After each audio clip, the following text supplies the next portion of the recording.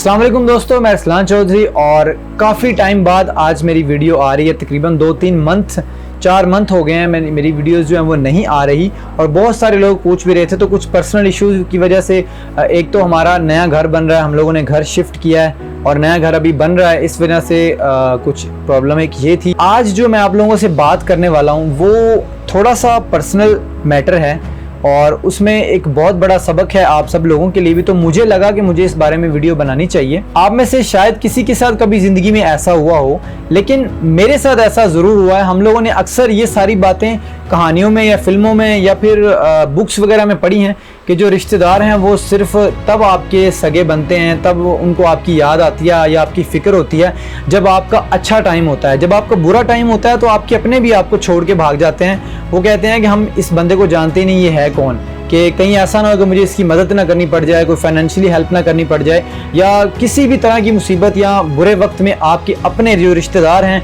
Even सगे बहन भाई छोड़ जाते हैं। अपने रिश्तेदार तो बहुत दूर की बात है, लेकिन 5 उंगलियां एक बराबर नहीं होती। लेकिन कुछ गंदी मछलियां ऐसी होती हैं तालाब में जो पूरे तालाब को गंदा करती हैं। तो मेरे साथ ज़िंदगी में कुछ ऐसा हुआ। मेरी मदर जो है, जब मैं 9th क्लास में था उनकी डेथ हो गई थी।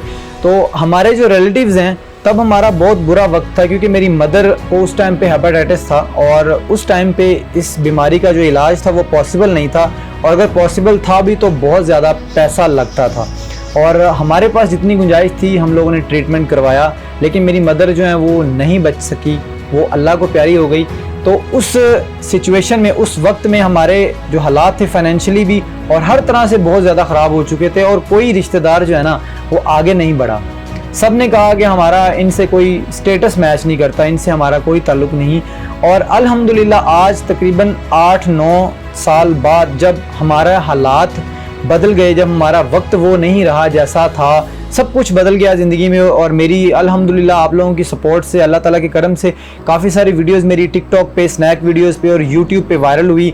वही रिश्तेदार जो शायद मेरे से बात करना भी पसंद नहीं करते थे, उन्होंने जब मेरी वीडियोस देखी तो उन्होंने मुझे जो है ना वो एकदम से पहचानना शुरू कर दिया। एकदम से मैं बहुत ज़्यादा हाईली एजुकेटेड और बहुत ज़्यादा उनका जो है वो कह सकते हैं कि करीब तरीन रिश्तेदार बन गया था। एक बड़ा अजीज़ जिसे कहते हैं वो बन गया एकदम से। पहले उनके पास मेरा नंबर नहीं था और उन्होंने फिर मेरा नंबर ढूंढ के खुद से मुझे कांटेक्ट करना शुरू कर दिया, 1 बाय 1 पूरी फैमिली ने।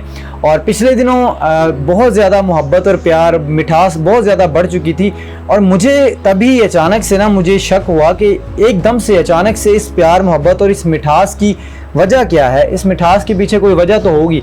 अक्सर जब आपको जो है ना वो हलाल करने से पहले वो आपकी खूब अच्छे तरीके से खिदमत की जाती है, तो ऐसा ही कोई सीन हुआ जब मुझे इतनी ज़्यादा मिठास बढ़ रही थी रिश्तों में, रिश्तेदारी में। तो मुझे शक हो रहा था कि इसके पीछे ज़रूर कोई गड़बड़ है। अभी कुछ ही दिन गुजरे थे, मैं ये सोच ही रहा था, अभी कुछ दिन पहले का वाक़या है कि मुझे हमारे जो वही रिलेटिव्स हैं उनमें से एक की कॉल आई। तो मैं बताना नहीं चाहूँगा कि वो मेरे क्या लगते हैं, कौन है। मुझे कॉल आई और मुझे कहते हैं कि हम लोग इस तरह किसी मसले में फंसे हुए हैं। हालांकि वो अच्छे खासे फाइनेंशियली स्ट्रॉन्ग हैं, ज़मीन जायदाद वाले लोग हैं। और मुझसे उनको पता चला कि मेरे पास जो है वो कुछ पैसे पड़े हुए हैं बैंक में, मेरे पास एक्स्ट्रा पैसे पड़े हुए हैं। तो उनको पता चला तो उन्होंने मुझे कॉल की कि हमें 10 लाख रुपए चाहिए, 1 महीने 2 महीने के लिए उधार दे दो और हम आपको वापस कर देंगे। तो मुझे फ़ौरन से समझ आ गई कि ये जो इतनी प्यार, मोहब्बत, जो इतनी मिठास और ये जो गिफ्ट दिए जा रहे हैं और ये जो आना जाना एकदम से इतना ज़्यादा शुरू हो गया कि पहले 8-9 साल किसी को हमारी याद तक नहीं आई। किसी ने ये नहीं पूछा कि आप ज़िंदा हो या मर गए हो। उस टाइम में बहुत ज़्यादा अप्स एंड डाउन्स आए, बहुत ज़्यादा बीमारियां भी आई, बहुत कुछ हमने ज़िंदगी में फ़ेस किया। तब उनको याद नहीं आई, लेकिन जब उनको पैसों की ज़रूरत पड़ी तो एकदम से हम बहुत अच्छे हो गए। मैं बहुत ज़्यादा हाईली एजुकेटेड हो गया। तो मैंने भी वहाँ पे डिसाइड किया कि मुझे अब इन पे भरोसा नहीं है। तो मैंने पैसे देने से इनकार कर दिया कि इतनी बड़ी अमाउंट मैं इस तरह से नहीं दूंगा। तो जब मेरे बस इनकार करने की देर थी और मुझे 2-3-4 दिन कॉल्स आती थी, जब मैंने इनकार किया तो मुझे इनकार करने की देर थी और एकदम से मैं दोबारा फिर से मुझे उन्होंने कहा कि जहाँ तुम्हें 9-10 साल पहले छोड़ा था तुम आज भी वहीं हो, तुम कुछ नहीं तुम में चेंज हुआ। हम तो समझते थे कि तुम हाईली एजुकेटेड और काफ़ी ज़्यादा जो है ना वो ब्रॉड माइंडेड हो चुके हो, काफ़ी ज़्यादा तरक्की याफ्ता हो चुके हो, तरक्की कर चुके हो ज़िंदगी में, लेकिन तुम्हारी सोच अभी भी वही है। मतलब कि मैंने अपना दिफा किया है तो इसमें मैं एकदम से फिर से बुरा बन गया। वो लोग अपने मतलब के लिए, मैं कुछ दिनों के लिए अच्छा बन गया था, मुझसे ज़्यादा अच्छा इंसान इस दुनिया में कोई नहीं था। लेकिन जब मैंने वो मतलब नहीं दिया, मैंने इनकार कर दिया। देखिए रिश्तों में, जब मैं ये नहीं कह रहा कि रिश्तेदारियों को ख़त्म करें, रिश्तों में जब किसी रिश्तेदार को अगर एहसास हो जाए, अगर उसकी गलती हो या आपकी गलती हो, और उसको एहसास वाकई में दिल से एहसास हो जाए और वो आपसे माफ़ी मांगे या रिश्ते को दोबारा जोड़ना चाहे, तो इसमें कोई हर्ज नहीं है उसको माफ़ करने में। लेकिन अगर वो रिश्तेदारी दोबारा जो जोड़ी जा रही है, जो इतनी प्यार मोहब्बत और मिठास बढ़ाई जा रही है रिश्तों में, अगर वो किसी मतलब की वजह से हो, तो वो सिर्फ और सिर्फ मतलब का रिश्ता होता है। और ऐसे रिश्तेदारों से दूर दूर तक जो है ना दूर भाग जाएं, ऐसे रिश्तेदारों से ना होना रिश्तेदारों का, वो अच्छा है, वो बेहतर है। तो मेरी आपसे सजेशन है कि जब भी कभी आपके साथ ऐसा कोई सिनेरियो बने तो एक दफ़ा इनकार करके देखिएगा। अगर तो उनका वो जो रिलेशन है आपके साथ वो सेम रहे, उस रिश्ते के ऊपर कोई फ़र्क ना पड़े, तो समझ लें कि वो रिश्तेदार आपके साथ मुखलिस हैं। लेकिन अगर वो मतलब की हद तक अगर वो इनकार कर दें, बाद में आपसे ताल्लुक़ तोड़ लें एकदम से, जैसे पहले था वो फिर से ताल्लुक़ तोड़ लें, तो समझ लीजिएगा उनको सिर्फ आपसे वो मतलब था और वो उस मतलब की हद तक आपको इस्तेमाल करना चाह रहे थे।